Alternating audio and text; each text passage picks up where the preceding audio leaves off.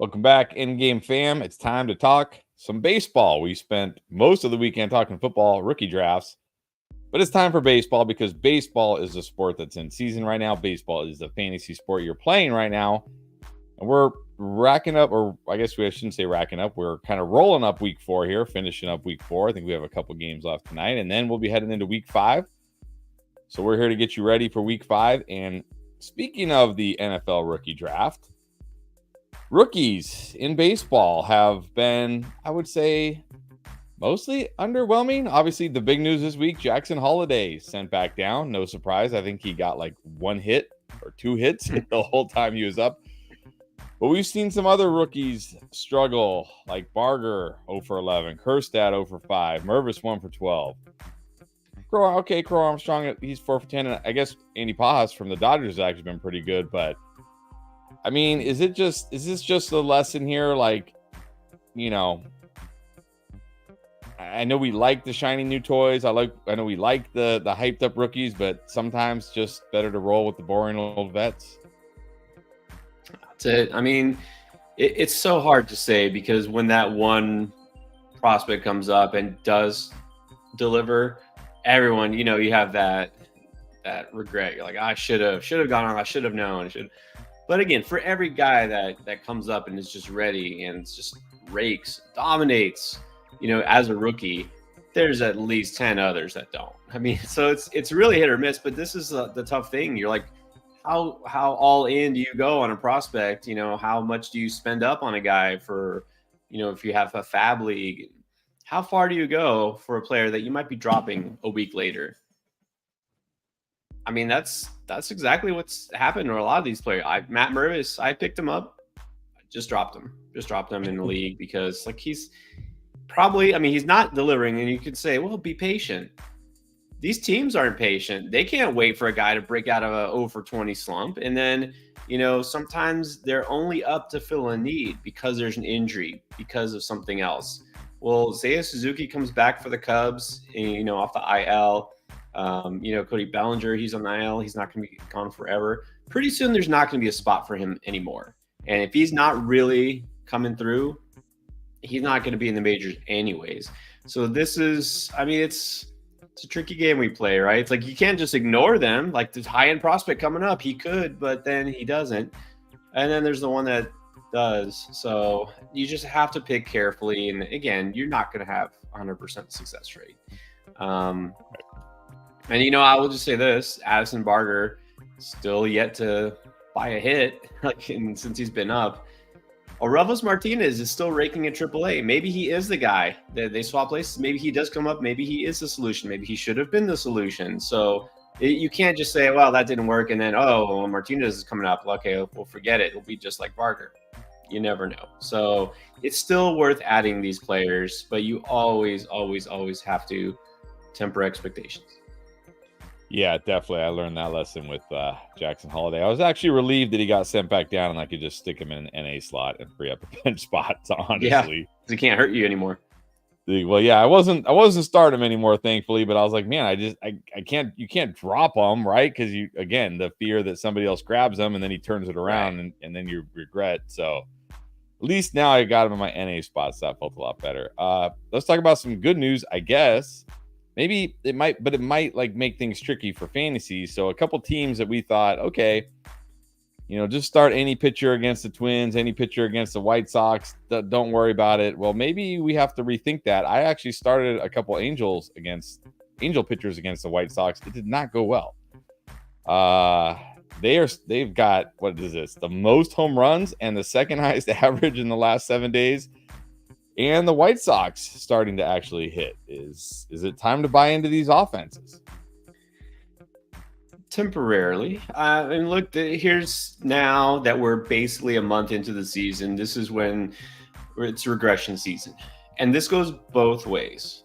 The guys who were the hottest, the best players, the very beginning, first couple of weeks, they're going to cool down, start to come back to earth, right? Nobody's hitting 400 this year. That guy who you didn't even have on your radar that was hitting 350 and, a ton of home runs, he's going to come down to earth. And it goes the other way too. Like, we just assume the bad teams will stay bad forever for the rest of the season. they will actually win some games. They will eventually get some hits, and you might say, well, it's just like lucky or the matchup. No, I mean, these guys are major leaguers for a reason.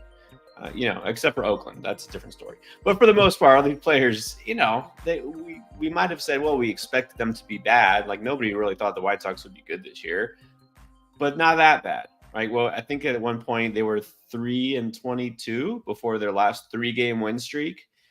Yeah, they weren't going to probably set the record for futility as the worst team in the history of the major leagues, probably. So at some point, yeah, they're going to win some games. At some point, yeah, they will actually score like a run or two. And sometimes it comes in bunches, right? Like that's what's happened this last few days. They've actually scored a lot of runs. The Twins were so bad. They were the worst offense in the majors. Over the last week, they're second highest in terms of, runs? Only the Dodgers have more. And in terms of average, and they have the most home runs over the past 7 days. Why?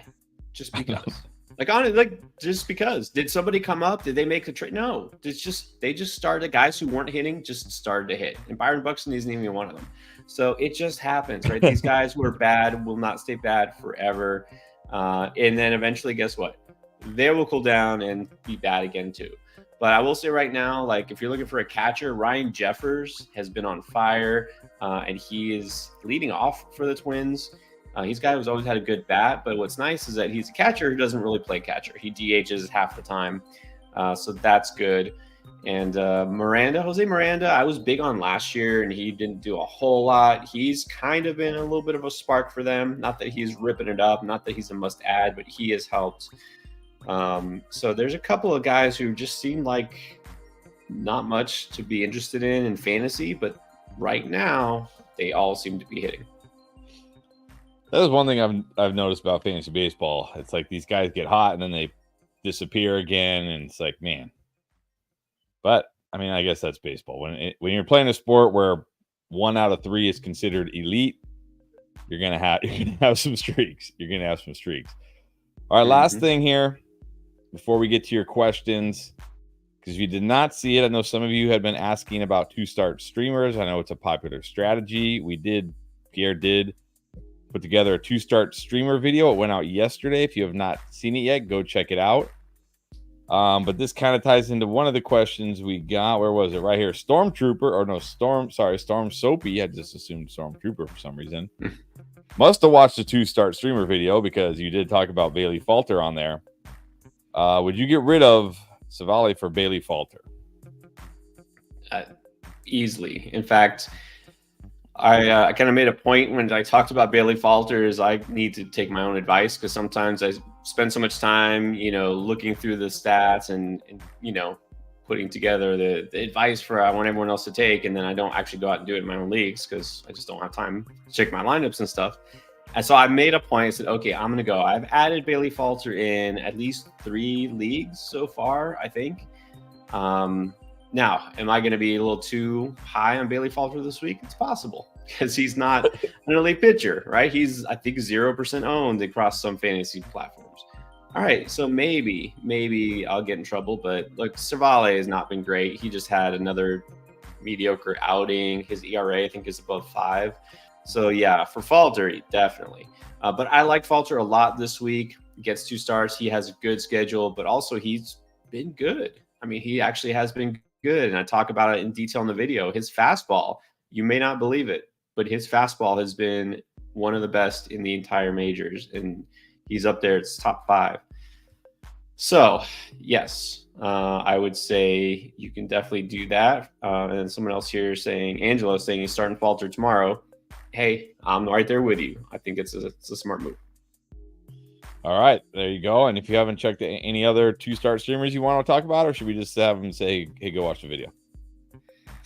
Maybe you got specific questions, you can go out there. But yeah, check the video. I list all my favorites. It's always subject to change, because things change schedule-wise. Games get postponed. Guys get moved up. But right now, those are the guys I like. So yeah, check it out. It's not super long, 10 minutes. Check the video if you haven't already. All right. Before we get to your questions, do want once again remind you, if you haven't tried Underdog Fantasy, you still have time right now. There's still games tonight, at least one game. How many games are there tonight? Okay, we got one more game. We got Chicago-Boston starts in about 45 minutes if you want to go make some picks. We showed you on the last stream kind of how we do it. Pierre gave you some of his picks. If you haven't tried it out yet, highly recommend it. It's a ton of fun. And if you like other sports, pretty much any other sport, you can see on the left there. I mean, pretty much they got tennis, esports. I mean, what the heck? NBA, of course. Go check it out. It's a ton of fun. Make sure when you join, you use promo code Endgame when you sign up, and they're going to match your first deposit up to $100. So they're just going to give you money that you can use right away to make some picks, have some fun on there. So if you haven't tried it out, highly recommend it. And if you're into fantasy football, the real drafts are starting now. So this is the time to get in and get that deposit bonus. All right. We're going to get to your questions as always. Probably going to cut it hour max. We'll see how it's going here. We're going to try to get to every question. If you want to guarantee your question gets answered, or you want to jump the line and want your question answered right now, you don't want to sit around and wait for us to get to it, you can drop a super chat of any amount. We're grateful for whatever generosity you feel. If you don't, no problem. We'll still try to get to your questions. And even if you just want to support the channel, you can drop a super chat to say thanks. So just throwing that out there for you, but we will start with the comments. And apparently somebody is not a Tampa Bay fan. Angelo saying, White Sox swept the Rays. Bah, ha, ha, ha, ha.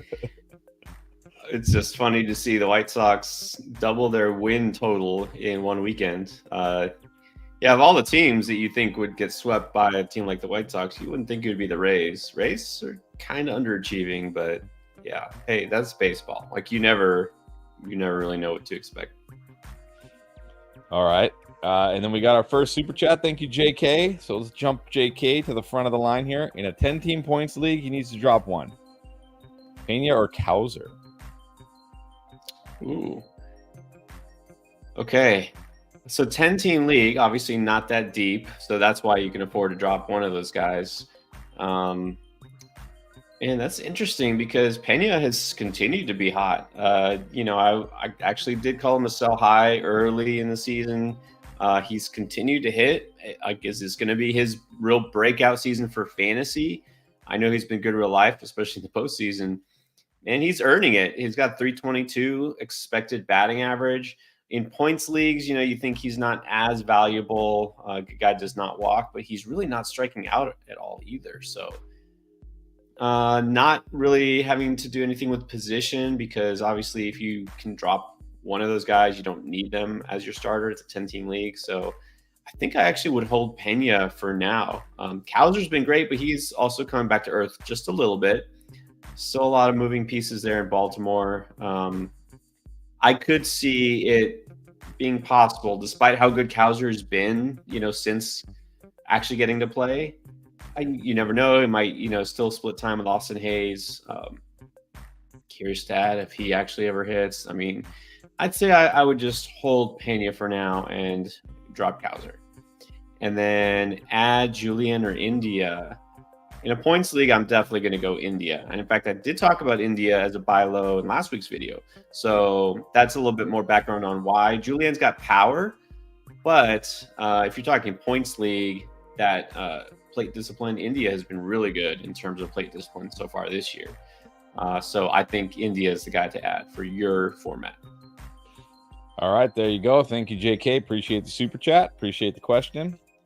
All right, next up we have LTHH. Drop Jake Fraley for Joe Adell or Sedani Rafaela. Oh, either one. I mean, definitely you can drop Fraley. Man, hard not to add Rafaela after, especially yesterday, 7 RBIs. Finally coming through. That whole Red Sox, which side note that nobody cares about, but in our league, Chris, Masataka Yoshida, somebody had dropped him, I think, and I picked him up. And then he didn't play, and I was like, okay, I'm tired of waiting. So I dropped him. And so you know what happens, right? Like as soon as you drop a player, you know what happens. Yeah. You homered today? Yeah. Oh, no, it was yesterday. The very next day after I dropped him, he had 4 hits and like 3 RBIs. I don't know what it was. Yeah. I was like, of course. I like them both, but I tell you, I'm Team Joe Adele now. I'm all in on Adele. I've also made claims for him in several leagues. Let's go back and remember when Joe Adele was one of the top power prospects in the game, which was not that long ago. The guy is still super young. It looks like he's finally putting it together. So, man, I would like to pick up both of these guys if they're available. I would definitely drop Jake Fraley for either one. I'm going to give the slight edge to Adele for right now. But, I mean, if there's a way that you can pick up both these guys, I would do it. All right, there you go. Try to get both. Thank you for that. All right, UE2K. Should they drop Albert Suarez for Reed Garrett? Interesting. Reed Garrett did just pick up, I think, a win. Suarez is going to be one of those risky streamer types. I mean, are we really buying into what we've seen so far? I think we kind of have to. Now, after one start, I was like, yeah, whatever. It's just a, thing. 2 starts, like, okay, maybe. Now it's been 3 starts, and he's been pretty good. I actually did pick him up to stream. I'm not assuming he's going to be in my rotation much longer, but I actually did pick up Suarez. So I'm going to try him out again because I think he's got a good matchup this week. I don't remember offhand who it was, but I think I'm going to try my luck with Suarez one more week. And then if not, probably Reed Garrett will still be there. Now, Reed Garrett, I have picked up in a couple of leagues too. I mean, obviously the guy's helping you with strikeouts for sure and ratios, but I would hold on to Suarez at least for one more start. All right. Give Suarez another go. Rafael Juarez dropped Detmers for Fetty.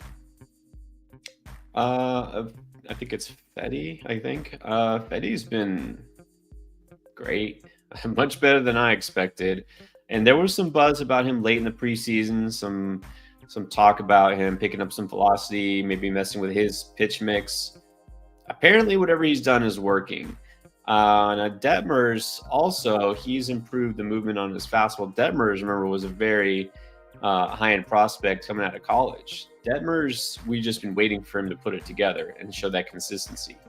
But Detmers is still, I don't know. I don't know if he's quite there yet. I mean, you have Detmers, don't you? Yeah, I'll say my big issue with Detmers has been he just doesn't strike guys out. Like he can go 6 or 7 innings, but he gets you like 4, 5 strikeouts. He doesn't like. Yeah, I mean he got hit pretty hard by the Twins today. I think he only went like 5 innings, but Twins are on fire. So apparently he's gotten me quality starts. He's been okay for my ratios most of the time, but he just doesn't rack up the strikeouts. So I guess it comes down to what you need. Yeah, you look at Detmer's strikeout total, it's actually pretty high, but that's because he got so many in that one start, right? The numbers are a little bit skewed because of that one game. So, man, this one's tough. I don't want to give up on Detmers necessarily just because he did have that one bad start. But man, do we really buy into Fetty? That's the thing. This one's hard for me. I think I almost need to just let go of the past, right? And look at the here and the now. It's like, who's been better this year? Fetty's been great. Maybe we just buy into it. So, I mean, this is doable. This is doable. I think you can do this. I think I might also want to look at the upcoming schedule. So if you want to take a look, I don't know. Let me see if I can figure out who these guys face next. Now, of course, we thought the Twins would be a great place for Detmers, and it wasn't, but who knew, right? Well, I think they both pitched today, so yeah. So next time up, probably only see him once this week. Yeah, you only see him once. It doesn't say here. I don't know. I mean, I would say right now you can do this if you believe in Fetty. All right, there you go. All right, Tribal 979 talking about some of those rookies. What are the Orioles doing with Kjerstad? Are we holding him for now or taking someone like Manzardo, Loperfido, or Elvis Martinez, who's not even on a roster yet? I know what the Orioles are not doing with Kjerstad, and that's playing him every day. He's just pinch hitting, or he's just coming in once in a while. So that's concerning, right? If they brought him up, but not to start, maybe they're taking the Cowser route and they're going to wait and then eventually put him in there. But guys not getting regular at bats, you don't have to hold him. But also when he has gotten at bats, he's not doing anything with them yet. So he's feeling a little more Jackson Holiday than Colton Cowser, and that's not, in this case, that's not good, right? Definitely not good. Yeah, I think that we've seen they will probably not hesitate to send him back down. So for now, I would say I would take a guy like Manzardo. I'm big on Manzardo, as you guys know.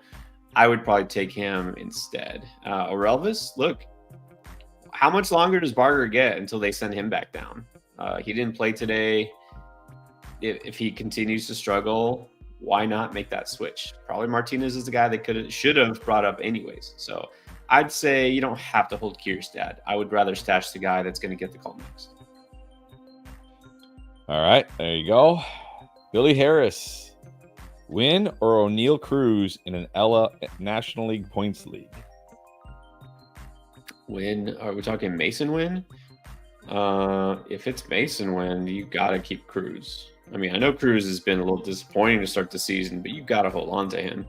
Wynn has not been that great. I mean, and if it's a points league, I mean, Wynn is, first of all, on the Cardinals. Already stated how I feel about that Cardinals offense. Yeah, it's got to be Cruz. I can't imagine it's any other Wynn, but yeah, definitely Cruz. All right, definitely Cruz. All right, Storm again. What's your take on Tyler Freeman? Worth an ad. He gets okay. It's funny because I was actually looking at this because my only third baseman is Rafael Devers, which is fine, and the guy I picked up, Suarez, hasn't been very good. So I was looking at some third baseman, and he was one of the guys. Him and Will Castro were the two I was looking at. They both get, I think, second base, third base, shortstop, and outfield eligibility. So what's your take here? Yeah, he's the quintessential utility guy. He'll do a little bit of everything. That includes not just fielding, but also offense. But there's just, there's limited upside here. He's not going to hit for a very high average. He's really not going to get you much power. He'll steal a base once in a while. So worth an ad if you treat him as that utility guy. My guy is out today, I'll plug him in. If somebody's on the IL, I'll put him in there while I can find a better substitute. So as long as you understand that's what he is, he's just kind of that utility guy. There are probably some other guys who can fill that role that might have more upside. Of course, it really depends who's available in your league. So Freeman's okay. Him or Castro? I like Castro better. In fact, I did pick up Castro somewhere because Castro, even though he hasn't yet, he will get you steals. Remember, he stole a ton of bases last year. And the Twins are hot. So if Castro is available, I'm definitely going Castro. All right. So, yeah, at least on Yahoo, they both have second base, third base, shortstop, and outfield eligibility. And actually, Freeman, 25% rostered, Castro only 12%. So maybe Castro's out there for you. Give me Castro. All right. All right, Uwe. Okay, so Uwe 2K again saying, is the better ad Reed Garrett or Piamps, and would you drop Cowser for either one of them? Well, if you need saves or just want saves, Piamps is now kind of a co-closer. He's getting saves just because Uribe blew a couple. So this kind of depends on need. I mean, you could always use saves. Like, nobody can't use saves. I don't think you're in a points league, if I remember. So I'll go Piamps just because he'll get you some saves. And, if he stops getting saves, you drop him. Reed Garrett's a guy who I know can help you, and some people are now kind of looking into, but most of your casual players don't really know Reed Garrett because he's not a closer or a starter, right? He's not getting you anything but holds. And if you're in a holds league, that's different. But I'll say if you're in a traditional 5x5 roto league, or you just use very traditional limited categories, go for the guy getting saves. That would be Piamps. Would I drop Cowser for either of them? If you need saves. All right, there you go. DJ Andre LLC already has Heim in a category leagues. the category league, should he still add Jeffers? I mean, Heim should be better, but I don't think it'll be a big difference between those two. Heim was really good last year. He's kind of slow, off to a slow start because of the injury. That whole Rangers offense hasn't quite put it together. Heim's definitely been slow. I will say that I like to go with the hot hand. Jeffers has been the hot hand. If you go with Jeffers, you might be better off in the short term. Will you be better off in the long term? I don't know. I actually think this could wind up being close. So unless you're really scared somebody's going to pick up Heim and you're going to regret it later, I still think that you can do this. I think I had Jeffers. All right. And then we're getting some spicy love from Roberto. What's up, Roberto? What's up, Roberto? Do you play fantasy baseball or are you just jumping on? I think he's just jumping on to say hi. But, like I said, the NFL draft this weekend, I feel like we're going to see a lot of familiar faces starting to show up again. What's up, Roberto? What is up? All right, 127 EMH, 12-team head-to-head categories. Murphy's been on IL. I replaced him with Heim the past few weeks. He could use the IL spot. Is it safe to drop Murphy? Yeah, I don't know what's up with Murphy. We didn't think it was going to be this long of a wait. I will say a couple of things with Murphy. He is solid, right? He's very solid. He's got some power, but he's not really, I don't think ever really will be a fantasy stud. He's not an undroppable player. Let's just put it that way. I also did say there was some concern, for me personally, that there was going to be some negative regression heading into this year in the power category. But also, if you have to look at last year, I think that he's not going to give you as many at-bats as you would like for a guy who's viewed as a little bit more valuable than he really is in fantasy. Look at Darno. Darno's finally picking it up, right? Murphy's not going to be out there every day. And that was partly a concern with Heim, that they were going to rest him. Look, if you need the IL spot, I think Murphy is droppable. I don't think you're going to be really sad. Someone will probably scoop him up and stash him. It's not going to be a game changer, right? This is not a guy who's a league winner necessarily. And Heim should produce pretty similar numbers. So I think you'll be fine. I think it's safe to do this. All right. If you need the IL spot, go for it. All right, JC would love to pick up Aranda or Adele for Holiday. Or should he hold the 10-team league? We just talked about this, the fear of dropping Holiday. But, I mean, I know I'm not the expert here, but now he's been sent down. I feel like you could probably drop him in a 10-team league, right? Yeah, this is a 10-team league, but also I'm going to assume this is not a keeper league. I don't know if it is. If it's not a keeper dynasty league, I mean, obviously it's not going to be a dynasty league. You would do this, but if it's not any sort of keeper league, sure, you can drop him. I mean, it's going to be a while before we see him back. And then who's to say when it's like June, July, whatever, and Jackson Holiday comes up, it'll be like, okay, now I figured it out. Dude, he's still, 20 years old? I mean, I think just go for the here now. Just take Adele. All right. And then Rafael Juarez, a 10-team category league. Should I add Pajas and drop Springer, who's been hot and cold, or a Rosarena, who's been not hot and cold? Yeah, those guys have been cold. You cannot drop a Rosarena. You will definitely regret that. You got to keep him. I know it's a 10-team league, but you don't drop a Rosarena. And then Springer, I think, will be fine. Pajas has been pretty good. I mean, I can't say that he's not going to necessarily be as good as Springer, but I did also say with Springer, the panic meter is pretty low. He's going to come around. He's going to eventually produce for you. Remember, he leads off. Toronto as a whole has been a little underwhelming. Next up on the panic video is going to be Bo Bichette, right? I feel like there's going to be a different Blue Jay every week. You got to think they'll figure it out. Springer is a guy I think you don't want to drop either. So unless, if you're really hurting on offense, obviously you got two guys who are struggling here. If you're just getting desperate, you're bottom of the standings, I guess you can make a move like this, but I would hate to drop either of those guys. All right. Hold the fort there. All right. Braction FPS saying he can't hear us because he's on a train. So I'm not sure how he's going to hear this answer. Maybe we'll type it in the comments. But what's your opinion on Churio? He doesn't know what to do. I guess we'll have to type it and then show it. But we'll do that for you, Braction. Okay. Churio, hold.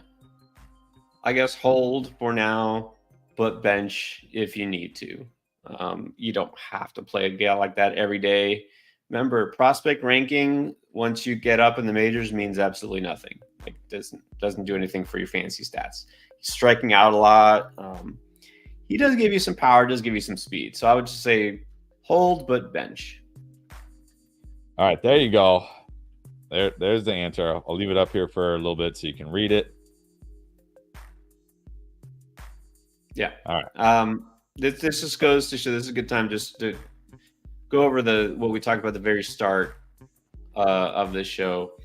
Jackson Holiday, Jackson Churio, right? Even to some extent, White Langford. At one point in the last few months, all been the number one prospect in all of baseball. Have any of those guys made you feel really warm and fuzzy so far if they're in your fantasy team? In fact, you're probably regretting if you had Jackson Holiday in your lineup at any point. Churio, obviously, you're like, do I even keep him? White Langford, some people are like, when's he going to do something? He finally hit a home run, but still, let's look at what he's done over the first month of the season. Not that much. So you always have to remember the reason a guy is a number one prospect is because of his potential about what he can do over the course of his career. And when that career starts, when you're 20 years old or 21 years old, you know what? It actually might take a little bit of time before they become the number one player in all of fantasy.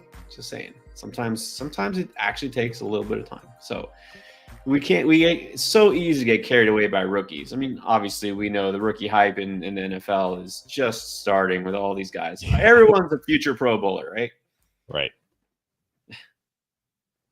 All right, we got a super chat from Sed. What's up? Thank you. What does he do with Costas? Is Costas worth the IL stash?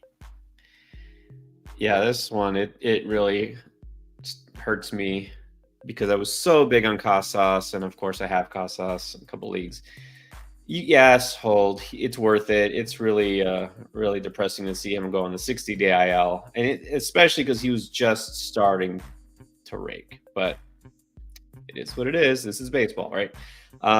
Yes, Casas worth holding because he'll be back in the second half. You know what I mean? We'll still see him, and I think he'll still be worth having. So, yeah, just hold for now. All right. This is baseball, not something I thought I'd be saying about injuries. That's usually what I say. It's football. Injuries no, it's baseball. Injuries happen literally it's like insane to me. I don't remember as a kid. I mean, obviously I was a kid, so I wasn't playing fantasy, but I don't remember like my favorite baseball players missing games all the time. Like, what is going on? Like, play baseball. All right. It didn't used to be that way, but look, we talked about this. It wasn't that way for football either. You know, protocol? What protocol? Like, give him the smelling salts and okay, now that wasn't good, but still, like, guys did not miss games because they think maybe they took a hard hit. The guy was limping, but like, okay, rub some dirt on it, get out there. Like, it's football. You're supposed to be in pain, right? Basketball, there was never a reason to miss a games. Basketball is the one that I'm a little more confused about. I guess I know it's a contact sport to some extent, but dude, guys miss games for like just because they're like, it's a Wednesday and it's it's a little breezy outside. Like, I'm not feeling it. Let's just sit this one out. Hey, load management. Load management. Load management. There you go. All right, Alex is new to fantasy. Welcome, another fellow new guy. Got offered Trout for Burns. What do you think? Wow. Okay. Now that's a big league deal. So you were offered to get Trout for Burns. I would say no. I would rather have Burns. Look, I know everyone loves Michael Trout. I know he's been hitting home runs, but first of all, pitcher, an ace is going to be more valuable, just flat out. Unless it's Ronald Acuna, which nobody's offering Ronald Acuna for anything. I'd rather have the pitcher. Number 2, this is why I still said if you can capitalize and trade away, which think about this, Alex, and I know being new, it's hard to really understand the motivation behind this. Why would this guy want to trade away Mike Trout? What's his motivation? Why is he doing this? Why does he want your pitcher more than Mike Trout? Because there's a concern, and that's the fact that Mike Trout has missed many games over the last couple of years, and it's just a matter of time. Maybe it doesn't happen, but still, it's a real possibility. And the thing with Trout too, let me see if I can remember, his average is down. I mean, he's hitting home runs, but remember 10 home runs now. Okay, that's good. 10 home runs, 13 RBIs. How is that possible that you have 10 home runs and only 13 RBIs? But also his batting average is down to 221. So other than the home runs itself, he's actually not helping your team that much. I know it's hard to accept, but it's true. He's basically kind of become a one-trick pony. So I would rather have Burns. On face value, this looks like a fair trade, but I think Burns is going to wind up being far more valuable. All right, there you go. Hold Burns if you got him, or get Burns if somebody's asking for Trout. All right, how about another trade question for you? VRush26 been offered Nico Horner and Lord Gurriel for Machado. He's already got Bregman. Would you take it? That's that one's interesting. Okay. So you're being offered the 2-for-1. Now I know there's some people, and I think Chris, for the most part, you subscribe to this theory. If you're being offered a 2-for-1, generally the one is the winning side, right? Because that means they want the better football. player. That's in fantasy football, but that's because in fantasy football, one guy, I don't know how many people on here played fantasy football, but think back to last year.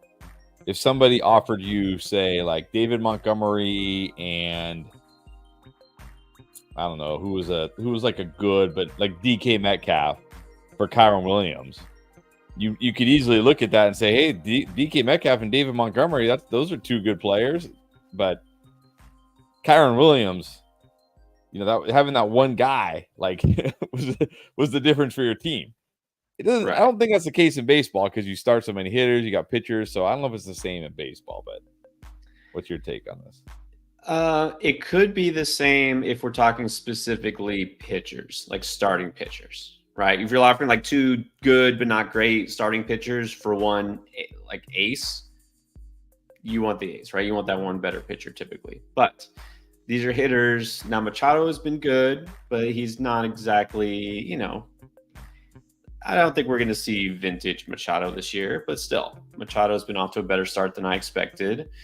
But I don't think we're going to see one of his better seasons. Now, here's what makes this tricky, because Gurriel has been good. You wonder if he's going to decline, probably, but not too much. I think you might say you can get better value from Horner and Gurriel.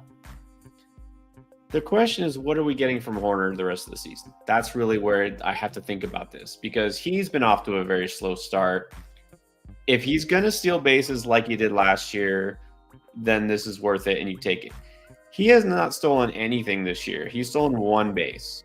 And that's probably because he hasn't really gotten on base that much lately, and he's giving you no power. So I have a lot of concerns about Horner rest of the season. So I really feel like he overachieved last year. That's what this comes down to for me. It's what are we going to get from Nico Horner rest of the season? It's really tricky. You already have Bregman, so I guess you don't need Machado. I would only do this if A, you're sold on Horner really picking it up, and B, because you really need those steals that he might give you. But that's what this comes down to for me is Horner. I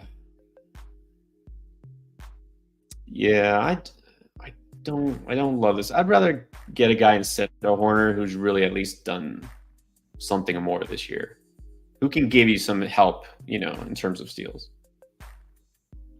All right, there you go. Good question. Made him think. Roberto saying just jumping on to support us both. Appreciate it. Now I have a question before we get to more questions. I'm in an interesting situation here. As you know, my team has not been very good. I'm currently losing 4-5. My opponent is done. I think he has a closer left, but I have 5 saves and he has 2, so I'm gonna win that. Currently, I'm winning home runs. Okay, that's fine. I'm gonna win that. We're tied in RBIs. He has no hitters left. And I'm beating him in batting average and so I'm going to win the stolen base category, of course, because I'm already ahead. But in batting average, I'm up 267 to 265. I have Rafael Devers left. If Devers goes 0 for 3 or worse tonight, I will lose that category and end up losing the week 3-6. But there's a chance if Devers can get a hit and drive in a run, I could get another category and actually win another category. It's your team. What are you doing? Are you playing Devers or are you benching them and just taking the I'm always rolling the dice, but also the fact this Devers, I mean, he's a proven stud. I know he's been disappointing this year, but if he's right, which apparently he is because he's actually playing, he's been better. I mean, he's got a 4-game hitting streak. The last 2 games he's been 1 for 4. That's all he's really done, which would be enough for me to win the average. If he goes 1 for 4, I think I still win the average. We got like Devers. You figure he can get at least a hit. I mean, maybe he doesn't, but with him, I would take the chance. Yeah. All right. Plus, I'm in last place. I might as well roll the dice, right? I need all the points I can get. Yeah.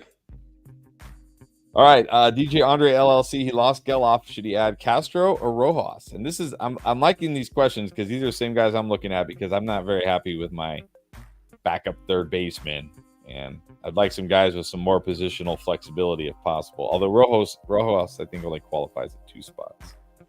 So between these two, who do you prefer? Rojas should qualify at second and third. Yes. Well, what's interesting is he's been leading off a lot lately. And Seattle's finally turning it around. Rojas does have some pop. If they're going to keep him in the 1 spot, he's got value. He's been hot. So I actually kind of like Castro better. But right now, again, I'm going with a guy who is in a good situation. He's been hot. Go with a hot hand. So go Rojas. And then when he starts to cool off, you can always pivot to Castro. All right, there you go. Back-to-back Nate, what's up? Is Andy Pajas someone you're looking to add? I think you talked about him, I think, on it was either a waiver wire or a beat the breakout a couple of weeks ago. Yep. It's a 12-team category league. Oh, yeah. And he's been added, though he hasn't been added everywhere, which is surprising because, Dodger should be kind of a high-profile player. He is only 25% rostered in Yahoo leagues, and in ESPN, I'm sure it's lower because those are always lower. I'm not going to go so far to say must add, but he's definitely a strong add because he's not just selling out for power. That's what I was afraid of with him is he's a power hitter. I mean, that's what he is, but he's not just going deep and then, going over 4 for 4 and striking out. He's actually hitting 302. He's actually hitting for average, and he only has 2 home runs. I kind of want him to hit more home runs, but it's nice to see that he's not just doing that. A lot of times these prospects, which is why they press, is they come up and they feel like they have to go deep or they have to do something big, right? They don't just do what got them there, right? And so they press, and it's the results don't happen. Pajas has been patient. He had to miss almost all last year. He's got his chance. He's taking advantage. So not must add for a 12-teamer, but a strong add. All right, go get him. All right, Shane K 7017, a keeper category league where batter strikeout is a category. It's no negative categories. He's always losing it. Not fun. So would you drop again? Remember though, it is a keeper league. Would you drop Jordan Walker or Nolan Jones for a more dependable non-strikeout guy like Verdugo or Wilyer Abreu? Very good question. This is a very more nuanced thing. And again, this is one of those intricacies of fantasy baseball, right? You have to look deep into the categories, the talent. This is a keeper league. Because it's a keeper league, I know Jordan Walker's been really frustrating, but I can't drop him. You have to remember, the guy is still super young. We still have more of a limited, track record here.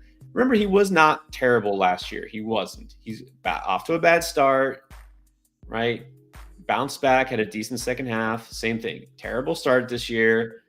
He could definitely bounce back. So I'm going to keep him if it's a keeper league. Nolan Jones, same thing. You can't drop those guys. Now, I also will say Alex Verdugo just doesn't do it for me. Just because he doesn't strike out doesn't mean he's going to give you enough value. Because it's a category league. This is not a points league. But even then, he just hasn't. I talked about Verdugo, I think, on the sell. One of those videos. I talked about Verdugo a couple of weeks and basically explained why I was just not interested in Verdugo. Abreu is interesting because you're in a keeper league here. He's going to have some value. I would say you could pick up Abreu, but I'd rather drop somebody else. So I don't know if there's somebody else you can drop. I mean, obviously Walker not playing anymore. You might be able to sell a Nolan Jones. I still have some name value, but I don't want to drop either of those guys.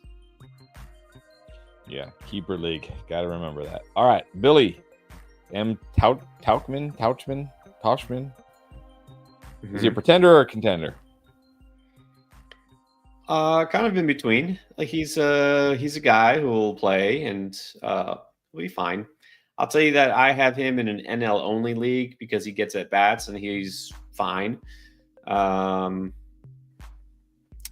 Don't think there's really much more that we haven't seen from him already. There's not some hidden ceiling, but he'll be out there. He'll get at bats. Now, it is possible if the Cubs decide Canario needs more regular bats and Crow Armstrong is ready, which, hey, he might be. He could get squeezed out of playing time when Suzuki gets back. But I feel like Counsell still wants him in there as that veteran presence. He's the lefty. He might still be kind of a strong side platoon bat. So I think he's serviceable for now. All right. So in the middle, I guess. In the middle. In the middle. He's all not right, a pretender. Brenda Jones. What's that?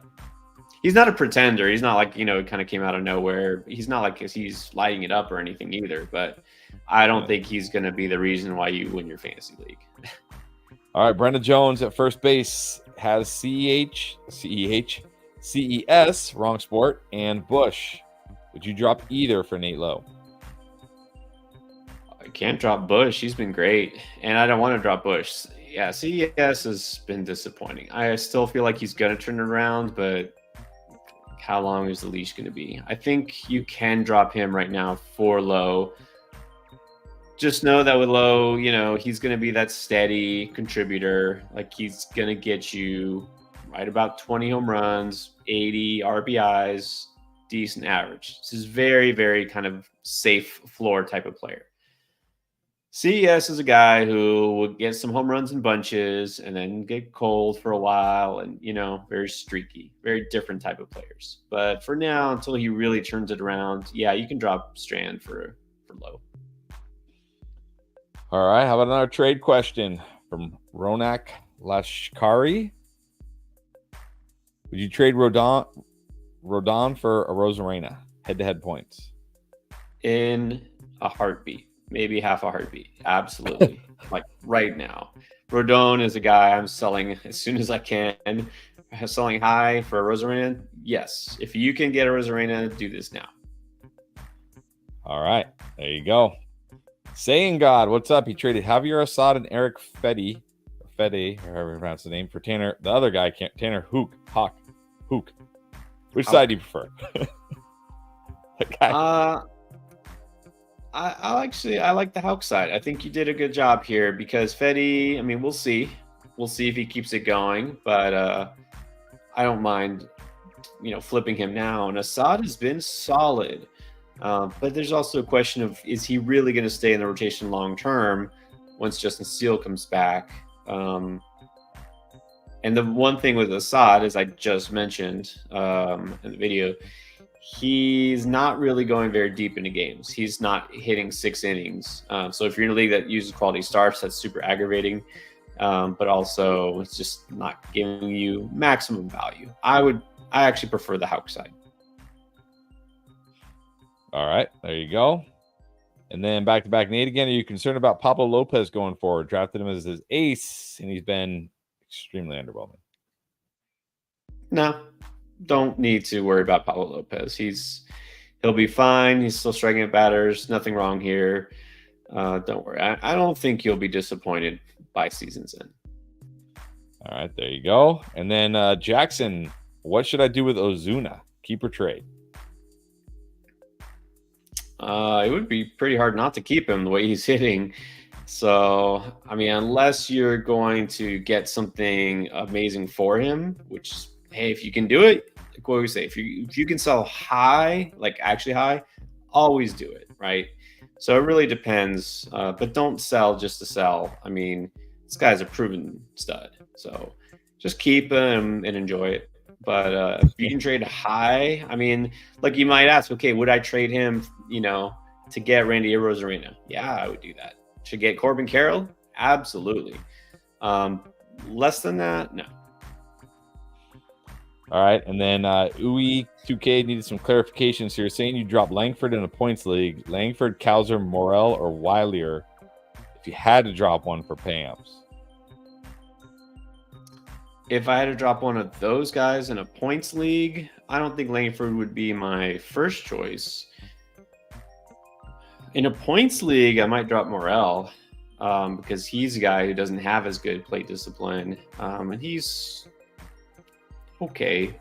But if you're talking points league, I think the one I would drop would probably be Morel. All right, there you go. And then another guy I was looking at third base, Josh Smith. He qualifies at third base, shortstop, outfielder. So it doesn't give you the second base like the other guys. But do you like him more than some of the other guys we talked about, like Rojas and Castro? No, I think I'd rather have Rojas and Castro. Okay. Just curious. All right, saying God again. Since Hauser is not great, and the Mets have Senga, Miguel, and Peterson coming back, do you think Scott will get called up for a spot start, or will he stick when he does? Okay, I guess, and will he stick when he does get the call? Probably. I think, look, we're still going to be waiting, I think, a little while for Senga. Miguel and Peterson, I don't know exact timelines there. I mean, I think if he gets called up and he's fine, he's serviceable, then he'll stay. I think if he gets the call, it's really not just because, I mean, come on, what did they really think Hauser was going to be? He is what he is, right? We already knew he wasn't great. I think it would be to replace Jose Butto, who now, for a couple of straight starts, has struggled. So I think Butto would get sent down and Scott would replace him, which could very well happen. So I think if he does get called up, I mean, as long as he doesn't struggle, he should stick. But that's the big if. Always a big if. Gamaxco, I see your question about Ricky Pearsall. Don't really want to dive into football talk on this stream, so I'll just say check out the football channel, and we will definitely have some thoughts on Ricky Pearsall this week. So check that out. We do. All right, Luis Correa, thoughts on Bradish coming back from injury? Very, very nervous because it's an elbow, and yeah, I don't know. I'm going to need to see some sustained excellence before I really buy in here. So I would definitely, if you have Bradish or you're thinking about picking him up, okay, fine. Don't put him in your lineup first start, because even if he's totally fine, then how long are we going to put him out there for? I mean, are they really going to let him go 6-7 innings? I doubt it. So yeah, I'd be very skeptical. Let's just put it that way. All right. And then he had another one, a trade question. He traded J-Rod for Arozarena. Did he win that trade?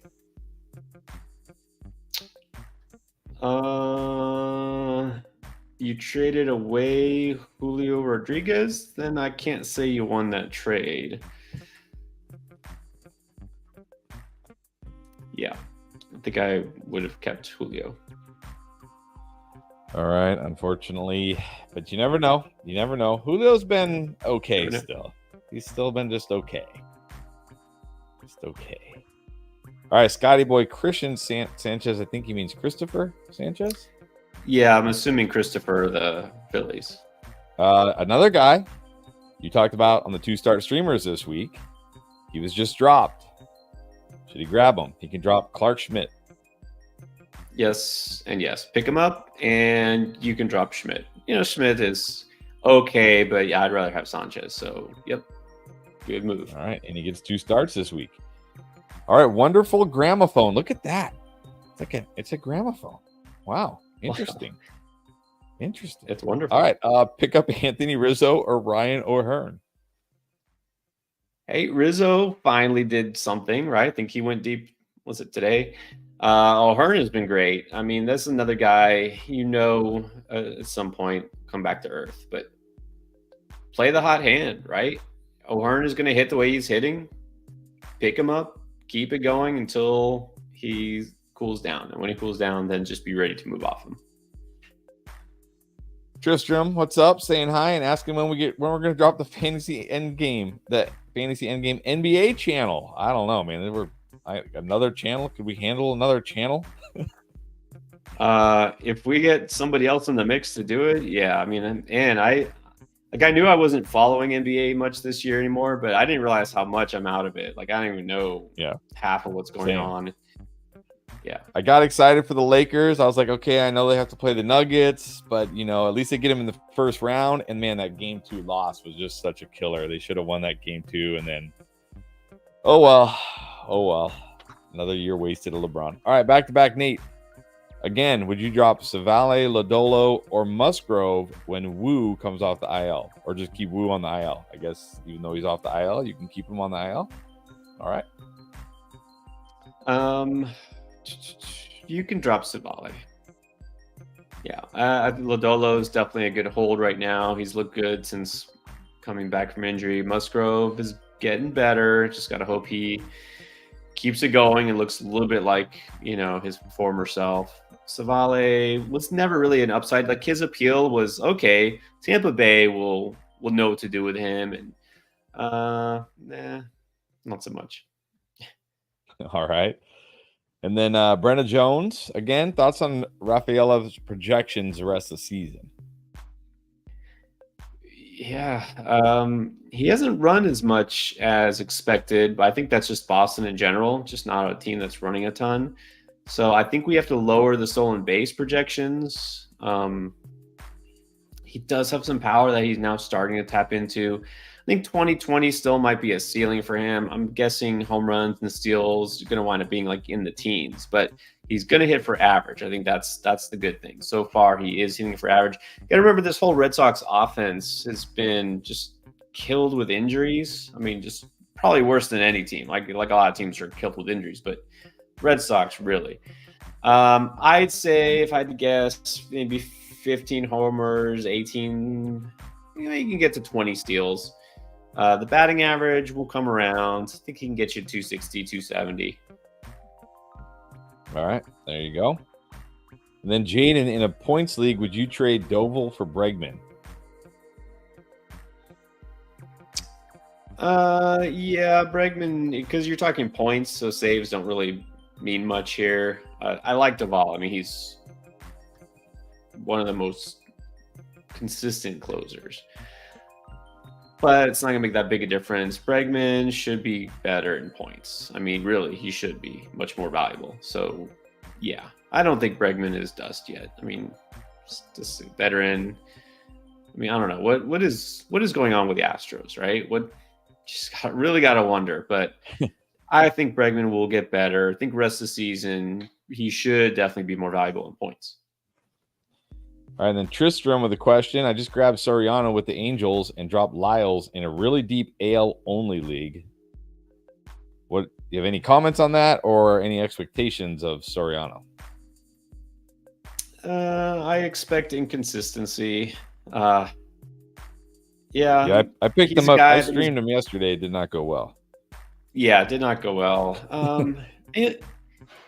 He's probably better off in the bullpen. He's a guy that's bounced back and forth, right? Bullpen starting. I think he's starting just because they need him.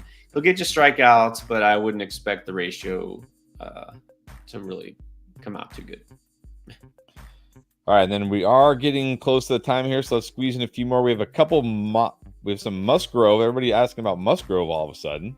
We got two. Let's start with Jesus Cervantes saying drop Musgrove or Waka when Skeens comes in, but also Owen saying, how much are you worried about Joe Musgrove? I'm definitely getting worried. I thought after last season he would be better, and then after his first start, I was like, okay, whatever, first start, let's blow it off. But yeah, after his last start, now we definitely have to worry again. He had been solid for a few starts in a row, so don't want to overreact because again, he's really had two bad starts, and otherwise he's been decent.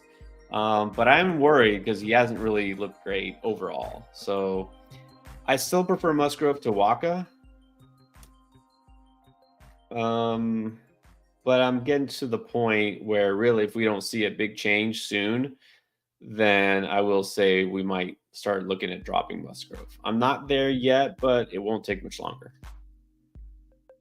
All right, so you're holding Musgrove even. I mean, we don't really even know when Skeen's going to come in, so you might as well hold him for now, right? Yeah, that too. All right, we'll end with this. Solomon, what's up? Solomon Grundy, Brenton Doyle, Kanha, Adele, or Hoskins? Okay, so we're looking to just pick up one of these guys? Apparently. Okay. Let's see. Which, by the way, it was bothering me. Solomon Grundy, he was born on a Monday.